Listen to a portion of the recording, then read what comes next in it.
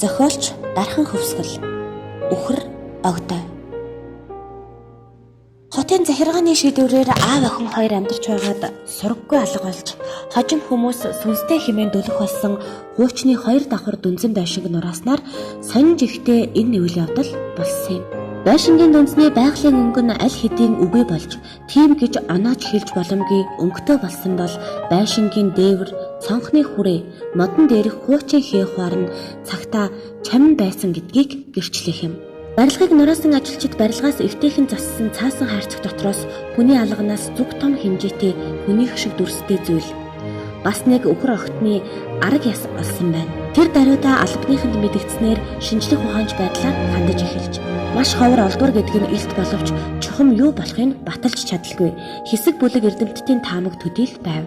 Үхэр огтой мөн гэдгийг нь манай шинжлэх ухааны биологийн салбарын нэртэй эрдэмтэд дуу нэгтээ баталсан бол хүнийх шиг дүрстэй зүйлийг нь чухам юу болох тал дээр санал нэгдсэнгүй. Тиймээс олон улсын эрдэмтэдэд хандаж тэд яах аргагүй хүний ДНК-та таарч байгаа нь энэ бол хүн гэдгийг баталж байна гэж хэлжээ. Гэвч өмнө нь ийм олбор дэлхийн аль ч өнцгөөс олдож байгаагүй учраас ийм жижигхэн хүн байж болох хэсэгтэр маргаантай байсаар үдийг хүрчээ. Одоо бол хаа нэг шар сонингууд борлуулалтаа нэмэх зорилгоор зургийг нь ашиглан элдв цуурхал тараахаас хэтэрхээ байсан байна. Цэцэглэн охиныг төрүүлээд ээж нь бурхан болж хөөрхийн аав нь ухаан галзуу юм шиг явсаар 8 насных нь ойг даруухан тэмдэглэж өгчээ. Түүнийг төрснөөс хойш аав нь ажлаа гэртээ нүүлгэн авч ирсэн бөгөөд 8 насных нь төрсөн өдрөөс хойш лабораториос хамраач цохиулгахаа болж 9 зүйлийн химийн шингэнийг хооронд нь холж суудаг ажилтаа болж түүнийг аав нь залуу эрдэмтэн явах үедээ олон улсын эрдэмтдийг гайхшруулсан эрдэм шинжилгээний өгүүлэл бичиж томоохон нээлт хийхэд ойрхон яваа эрдэмтдийн нэг хэмээн шагшигдэж явж. Гэсэн ч ажлынхаа лабораторийг гэртээ шилжүүлж авч ирснээс хойш гадуур гарахаа болж нэг үгээр бараг хүмүүст мартагдсан бололтой. Цэцэглэн өөрөө өөрийгөө харж хандах болсон байна. Хэдийгээр сургуульд сураагүй ч аав нь түүнд бичиг үсэг заасан болохоор гэрийнхээ номын сангаас өөрт таалагдсан бүхэл номыг нэг бүрчлэн уншиж сууна. Ээж нь уран зохиолыг шимтэн уншдаг. Тэр дундаа үлгэр домгийн зохиолуудад хэтэрхий дуртай байсан болохоор унших ном олон. Зохиол бүрийг уншиж дууссаны дараагаар хэсэгтэл дотроо төсөөлж үргэлжлүүлэн ургуулan боддог дадал зуршил цэцэглэнд суужээ. Түүний хамгийн их хүлээдэг өдөр бол сар бүрийн 25. Аав nëглөө эртлэн босч охинтойгоо зэрэгцэн сууж цай уугаа уншсан ном хийсэн зүйлсийн талаар ярилцж дуусаад гэрээсээ гарна. Ингээд тэр хоёр ээжийнхээ газар дээр очиж хэсэг сууцгаана. Харин үдээс хойш хотын төвийн дэлгүүрээр орж хүнсээ цуглуулах бол хамгийн сайхан зүйл. Оройн хоёул мөн л зэрэгцэн хоолоо идэж охиноо усанд оруулан оронд нь хэвтүүлээд өөрийнхөө ажлын өрөөрөө хизээч орж болохгүйг дахин сануулад аав нь эргээд л өнөөх нэг хэвийн амьдралдаа орно. Хуучны загвартаач тоглог хоёр давхар байшинд үнэхээр уйтгартай тул нэгэн өглөө цэцэглэн шатраг болгон тоглож байлаа. Би байшин нилээд том бөгөөд байшингийн дүнзээр барьж гэрийн бүхэл тавилгыг цэвэр модоор хийж эртний маягийн хээг урлаж өгчээ. Цэцэглэн луун хээтэй чимэгтэй шатны бариул уруудан гулсан тоглож байхдаа шатны доод хөндийгөөс өөрийг нэг зүйл ширтээд байхыг анзаарч гин. Хулган руу өсрөх гэж байгаа муур шиг дөрвөн хөллөн чимээгүйхэн мүлгсэн тэрээр шатны хөндөд баргал толохдоо өхөрдөм хар нүдтэй том далавгар чиг огтор сүлтэй жижигхэн амтныг олж харжээ. Нүд нь гялалзан амьсгалан түргэссэн тэрээр нилээд удаан харсныхаа дараа гэнтхэн гал тоогоорууга чавхадлаа. Өчигдөрхөн аавтайгаа хамт хүнсээ цуглуулахдаа авсан амттнаасаа хэдийг атгаад буцан ирсэн ч өнөөх нь алга. Шатны хонглыг бүтэн нэгжээд сүүлдээ 2 давхар гал тоогоо өөрийнхөө өрөөгээд бүх газраар хайлаа.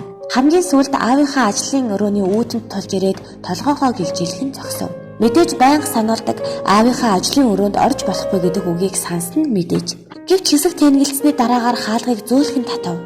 Азар аав нь алга. Бодвол бие засахаар эс бөгөөс байнга удаг копиго их хэмжээгээр чанахаар гал тоогоо явсан бололтой. Ямар ч байсан тэрээр сэмхэн гэцээр ажлынх нь өрөөнд орлоо. Анх удаага орж байгаа хан шал гэд бүхий л газраараа шилтэй шингэн өрсөн урд өмнө хараагүй олон зүйлсийг сониучрхан харсаар гол зорилгоо мартаад төсөөллөө ургуулсан бодож зогслоо. Энэ бүхнийг гайхан харж зогсдол гинэт аавынхын чанга дуу түүнийг цочоож айснасаа болоод уйлж орхив. Гэвч аав нь аргадах нь бүхэл улам ихээр загнаж уурсан хашгичаад өрөөнөөсөө зүлхэн гаргалаа. Аавдаа загнуулж гонигтайхан байсан ч өнөө хантны хайх ажлаа үргэлжлүүллээ. Олж ядаад сүүлдээ ээжийнхээ номын сангаас амтны тухай тайлбар зурагтай номыг аван түрүүнд харсан амтнаа хайв.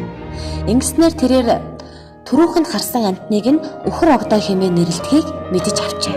Хэд хоногийн дараагаар нэгэн оройн хоолны дараа цэцэглэн ааваасаа үхэр огдойн талаар асууж гин.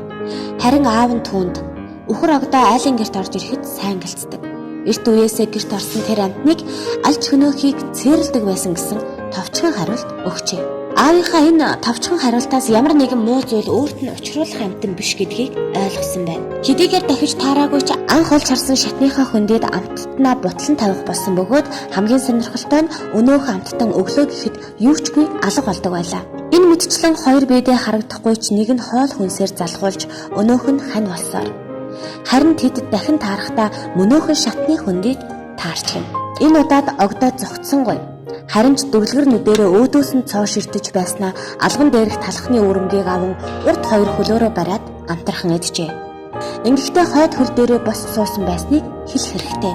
Энэ өдрөөс л тэр хоёрын бие биенээ гэсэн их хайр, нөхөрлөл, хамтын амьдрал ихэлсэн юм. Цэцэглэн өнөөх шин найздаа жижигэ гэдэг нэр хүртэл өгсөн байна. Жижигэ түүнд бүхий л цагийн туршид хань болж тоглодогч ганц гимэнд байс гээд хэд хоногоор алга болчих. Эсвэл аавынх нь ажлын өрөөрөө очих гээд байдаг сул талтай. Аавынх нь өрөөнөөс элдв бодисын төмөн үнээр ханхалдаг болохоор тэр биз. Харин цэцэглэн аавдаа загнуулахгүй тулд түүнийг аавынхаа өрөөрөө аль болох ойртуулахыг хичээнэ. Гэвч амтан л амтан. Тэр хоёр ярилцаж ойлголцож чадахгүйгээс хойш яалтаа байлаа. Бүх зүйл тэр нэг гайтай мегмар гаригийн өглөө болсон юм. Өглөө аав нь урдх шигээ цайг нь бэлдэж хоёр суун уусныхаа дараа хуучин ажлынхаа хүнээс очиж өөрийнх нь ажилд хэрэгтэй зүйл авахар болсноо. Мөн тэр хооронд бэлтээ ганцаараа үлдэх болсныг аав нь хэллээ. Харин аавыг нь явсны дараа жижигэ олдсонгүй. Өөрт нь зориулж бяцхан цаасан хайрцаг дотор өөрийнхөө хуучин цамцаар хэвтэр зассан ч тэр газраа байсангүй. Тиймээс аавынхаа ажлын өрөөнд түүнийг хаажээ. Шилэн савтаа элдв шингэн хуурай зүйлсийг игнүүлэн өрсөн өрөөний голоор явж мүлхэж жижигээг дуудаж байлаа.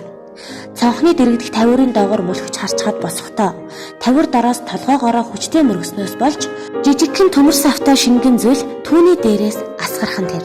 Хизээ мэдгүй аав нь уурлан орж ирээд хашгичж эхлэх юм шиг айсан тэрээр алчуур авч тэр дор нь арчиж өөрийнхөө хувцсыг солиод тэр бүхэл үсэж угааж амжив. Энэ бүхнийг бараг л хормын дотор дуусгасан бөгөөд аавыгаа эртэл өрөөндөө суун хүлээв. Аз болоход аав нь өнөөх шингэнийг асгарсныг мэдсэнгүй бололтой. Орой болж аав нь түүнийг оронд нь оруулаад гарсны дараа тэрээр хэн нэгнийг маш ихээр үгээлв.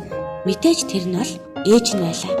Хацрыг нь даган өөрийн ирэхгүй нулимс өрсөж эхэлсэн тул гараараа нулимсаа арчихтаа маш их цочжээ. Учир нь түүний гар хэвийнхээсээ жижигхэн болчихсон байлаа. Айд сандран орноосоо өвсрөн босч гэрлийн асаагаа талент харуул яг л хэвэндээ байж гин. Цэцэглэн ингэж л анх удаа хувирсан юм. Энэ ядлаас хойш нэлээд хэд хоногийн дараа аав нь шинжлэх ухаанд эргэл тавьж ирэх гэсэн хүсэл мөрөөдлөө биелүүлэх боломжгүй. Охиндоо л маш их хорогдож байгаа ч цаашид тэсэх ямар нэгэн тэнхэлгүй болсноо бичиж үлдээгээд ажлынхаа өрөөнд амиа хорлжээ. Аавыгаа хичнээн татсан ч сэрээгүүд гайхаж өмнөх ширээн дээр нь байсан бичгийг уншаад бяцхан ухаандаа бүхнийг ойлгожээ. Чимээгүйхэн явсаар өрөөнийхөө буланд өвдгөө тэрэн суугаад мэгшин уйлж эхлэв. Хичнээн уйлсныг бүү мэд. Урд нь ямар нэгэн зүйл амьсгалахыг мэдэрч аавыгаа хэмээн бодон баярлаж өндөснийхөө дараа тэр хитрхи том хоёр нүд олж харжээ. Муухай орлон өндөөсөнд өнөөх хоёр нүд нь цаашаа огл харайн үсрэв. Орны хөлийнх нь араас өнөөх нүд ширтсээр. Харин энэ үед л цэцэглэн жижигээг таниж өөрийгөө өчүүхэн жижигхэн болчихсон байгааг ойлголоо. Энэ орчлон дээр ганцаараа үлдсэн түүнд цаашид хань болох нь зөвхөн жижигээл байлаа. Жижигийг харсаар тэрээр баг зэрэг сэтгэлэн тайвширч зөөлөн өсрөхөг биед нь хүрч сүүлдээ тэр хоёр эргэлэлтэн тоглож эхэлжээ.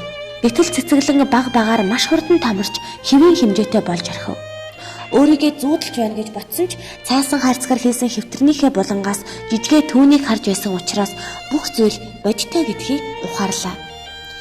Сэтгэл санаа нь тайвширч баярлан хөөрхөөр том болж унгилахаар жижигхэн болоод байгаагаа цэцэглэн ингэж л маш сайн ойлгосон юм. Хитрхи их гунгилахаараа л жижигхэн болж хувраад жижигтэй хамт байх боломж олдож байгаагаа ойлгосон цэцэглэн дахин хизээж баярлаж хөөрсөнгүй. Тиймч байхыг хүсээгүй юм.